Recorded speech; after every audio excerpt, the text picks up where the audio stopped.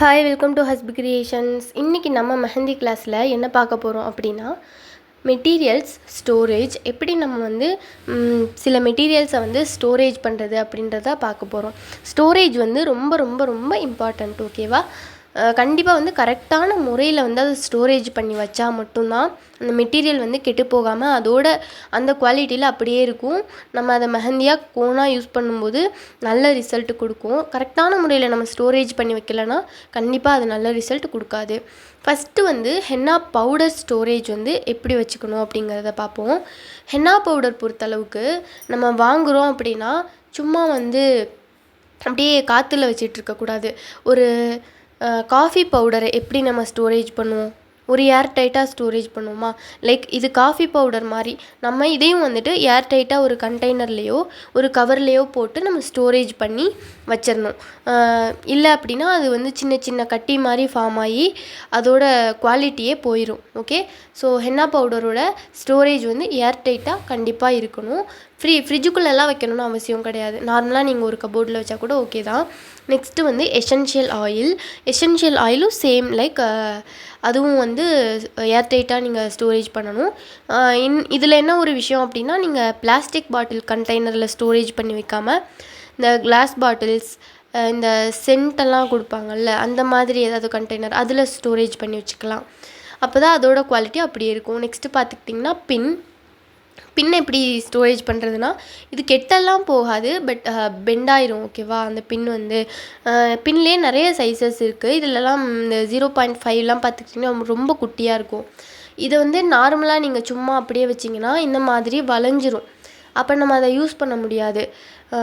நல்ல அதுக்கு நீட்டாக இருக்கணும், வளைஞ்சிடாமல் உடஞ்சிடாமல் இருக்கணும்னா நீங்கள் மோஸ்ட்லி ஒரு குட்டியாக ஏதாவது ஒரு பாக்ஸ் மாதிரி அதில் போட்டு நீங்கள் வச்சுறது பெஸ்ட்டு. இன்னொன்று, இந்த பின் குட்டியாக இருக்கனால எந்த சைடு தான் காணா போகுதுன்னு நம்மளுக்கு தெரியாது. பக்கத்துலேயே தான் இருக்கும், திடீர்னு எங்கிட்டாவது காணா போயிடும். அதனால் அது ஒரு குட்டியாக ஒரு கண்டெய்னர் பாக்ஸ் மாதிரி எதுலையாவது போட்டு நீங்கள் பத்திரமா ஸ்டோரேஜ் பண்ணி வச்சுக்கோங்க. நெக்ஸ்ட்டு பார்த்துக்கிட்டிங்கன்னா ஆர்கானிக் கோன்ஸ். இது பார்த்திங்கன்னா நார்மலாக கெமிக்கல் கோன்லாம் நீங்கள் பக்கத்தில் இருக்க கடைக்கு போனீங்கன்னா ஒரு நார்மலாக ஒரு அட்டைப்பெட்டியில் வெளியில் தான் இருக்கும், ரூம் டெம்பரேச்சரில் வெளியில் தான் எடுத்து கொடுப்பாங்க. ஆனால் அது போட்டால் நல்லா தான் இருக்கும். ஆனால் நம்மளோட கோன் பார்த்துக்கிட்டிங்கன்னா அந்த மாதிரி வைக்க முடியாது. நார்மலாக ரூம் டெம்பரேச்சரில் நீங்கள் எத்தனை நாள் வைக்கலாம் அப்படின்னா, வைக்கவே கூடாதா அப்படின்னு கேட்டால் அப்படிலாம் கிடையாது, வைக்கலாம். ரூம் டெம்பரேச்சரில் மேக்ஸிமம் வந்து நீங்கள் 3 days தான் வைக்கணும். ஓகே, அதுக்கு மேலே கண்டிப்பாக வெளியில் இருந்துச்சுன்னா அது கெட்டு போயிடும். இது எப்படி சொல்லலாம் அப்படின்னு பார்த்துக்கிட்டிங்கன்னா, ஒரு ஆர்கானிக் கோனில் நம்ம வந்துட்டு நோ கெமிக்கல், எந்த ஒரு கெமிக்கலையும் நம்ம வந்து ஆட் பண்ண போகிறதில்ல.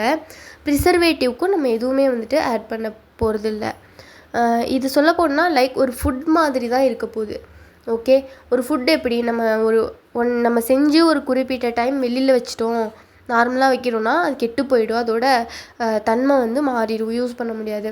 சேம் லைக் ஒரு ஃபுட்டு மாதிரி தான் இதையும் நம்ம ஒரு ஃபுட்டு மாதிரி கன்சிடர் பண்ணி தான் நம்ம இதை ஸ்டோரேஜ் பண்ணணும். நார்மலாக ரூம் டெம்பரேச்சரில் வெளியில் 3 நாள் வைக்கலாம். அப்படி இருந்தாலும் என்னோட சஜஷன், எதுக்கு தேவையில்லாமல் வெளியில் வச்சுட்டு இப்போ நீங்கள் யூஸ் பண்ண போகிறீங்கன்னா செஞ்சதும் வெளியில் வைங்க, யூஸ் பண்ணிக்கலாம். ஈவினிங் யூஸ் பண்ண போகிறீங்க அப்படின்னா, மார்னிங் வந்து நீங்கள் கோன் ஃபில் பண்ணுறீங்கன்னா அப்படியே நம்ம வந்து வெளியில் வச்சு யூஸ் பண்ணிக்கலாம். இல்லை இப்போ நான் யூஸ் பண்ண மாட்டேன், ஒரு 2 days கழிச்சு தான் யூஸ் பண்ணுவேன், இல்லை 1 week கழிச்சு தான் யூஸ் பண்ணுவேன் அப்படின்னு இருந்தால் கூட, நீங்கள் செஞ்சுட்டு இப்போ யூசேஜ் கிடையாது அப்படின்னு இருந்தால் ஒரு சின்னதாக ஒரு கவர்லேயோ ஒரு லேசான ஒரு பாக்ஸ்லேயோ போட்டு ஃப்ரீசருக்குள்ளே தூக்கி வச்சுருங்க. நார்மலாக ஃப்ரிட்ஜோட டோரு, ட்ரே அதிலெல்லாம் வைக்கக்கூடாது, ஃப்ரீசருக்குள்ளே வச்சிடணும். அது எப்படி அதோட கன்சிஸ்டன்சி இருக்குன்னா, நல்லா கல் மாதிரி ஆயிரும், நல்லா ஐஸ் கட்டி மாதிரி ஆயிரும். அந்த மாதிரி ஒரு கன்சிஸ்டன்சியில் தான் நீங்கள் வந்து ஸ்டோரேஜ் பண்ணி வைக்கணும். லைட்டாக அமுக்குனா அமுங்காது, அந்த மாதிரி நல்லா கெட்டியாக கல் மாதிரி ஆயிரும். ஆனால் அது எடுத்து வச்சா ரொம்ப நேரம் ஆகுமா அது நார்மல் கன்சிஸ்டன்சிக்கு வர்றதுக்குன்னு கேட்டால் அப்படிலாம் இல்லை. ஒரு 10 to 20 minutes நீங்கள் யூஸ் பண்ணுறதுக்கு ஒரு 20 minutes முன்னாடி எடுத்து வச்சா கூட போதும், தாராளமாக அது நார்மல் கன்சிஸ்டன்சிக்கு வந்துடும். நீங்கள் யூஸ் பண்ணுறதுக்கும் ஒரு 1/4 மணி நேரம் 20 மினிட்ஸ் முன்னாடி எடுத்து வெளியில் வச்சு அதுக்கப்புறமா நீங்கள் உங்கள் கோன்ஸை வந்து தாராளமாக யூஸ் பண்ணலாம். இன்கேஸ் நீங்கள் வெளியில் வச்சிட்டிங்கன்னா அதோட கன்சிஸ்டன்சி மாறிடும். நம்ம ஸ்ட்ரிங்கியாக ஒரு கோன் வந்து பண்ணுறோம், அது வந்து க்ரீமியாக அது கன்சிஸ்டன்சி வந்து மாறிடும். நம்மளுக்கு ஒழுங்காக ஃப்ளோ கிடைக்காது, டிசைன் வந்து மெர்ஜாகும், ஒழுங்காக இருக்காது. நெக்ஸ்ட்டு அதோட ஆயில் வந்து பிரிஞ்சு வந்துடும். நீங்கள் எந்த கோனுனாலுமே அப்படி தான் நீங்கள் ஸ்டோரேஜ் பண்ணணும். இதில் மெயினாக வந்து கையில் போடுறதுக்கு பண்ணியிருக்கீங்கன்னா அந்த ஆயில் வந்து பிரிஞ்சு தனியாக வந்துடும். ஓகேவா? அதனால் நீங்கள் கண்டிப்பாக இந்த ஸ்டோரேஜ் வந்து ரொம்பவே கவனித்து நீங்கள் பார்த்து பக்குவமாக மெயின்டைன் பண்ணணும். நெக்ஸ்ட்டு இன்றைக்கி கிளாஸில் இன்னொரு இது ஆட் பண்ணியிருக்கோம். நம்ம சிலபஸில் இருக்கிற ஒரு விஷயம் என்னென்னா பென் ப்ராக்டிஸ். ஜஸ்ட் உங்களுக்கு ஒரு ஹேண்ட் ப்ராக்டிஸ் வந்து ஸ்டார்ட் பண்ணலான்றதுக்கு தான் இந்த கிளாஸ்லேயே நான் பென் ப்ராக்டிஸையும் நான் வந்துட்டு ஆட் பண்ணியிருக்கேன். இதில் வந்து நிறைய பென் ப்ராக்டிஸில் நம்ம எல்லா டிசைன்ஸையுமே ஒரு மெயின் டிசைன்ஸையுமே நம்ம ப்ராக்டிஸ் பண்ணுவோம்.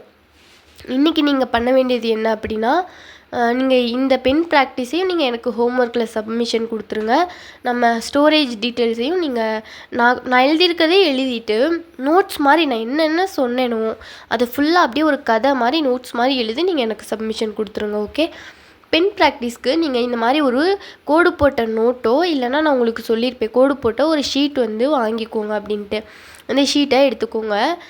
ஃபஸ்ட்டு வந்து நீங்கள் அன்ரூல்டில் ட்ரை பண்ணலாம், இருந்தாலும் நீங்கள் ரூல்டில் ட்ரை பண்ணிவிட்டு அடுத்து வந்து நார்மலாக வந்துட்டு கோடு போடாத ஒரு பேப்பரில் ட்ரை பண்ணிங்கன்னா நல்லா வரும். நீங்கள் என்ன பண்ணணுன்னா, இந்த மாதிரி வந்து ஃபஸ்ட்டு ஹரிசாண்டலாக நீங்கள் ஒரு லைன் போடுங்க. கையை வந்து கீழே லைட்டாக ஒட்டி வச்சுக்கோங்க நோட்டோட. தூக்கி வந்து ஏரில் கை வைக்காமல் லைட்டாக வந்து ஸ்டேபிளாக இருக்க மாதிரி உங்கள் கையை வச்சுட்டு உங்கள் பெண்ணை வச்சு நீங்கள் அந்த கோட்டு மேலேயே மெதுவாக ஸ்லோவாக போடணும், வேகமாக போடக்கூடாது. ஏன்னா இப்போ கோனில் நீங்கள் ப்ராக்டிஸ் பண்ணுறீங்கன்னா கண்டிப்பாக ஸ்பீடாக உங்கள் கோனில் கொண்டு போய் மூவ் பண்ணி போட முடியாது.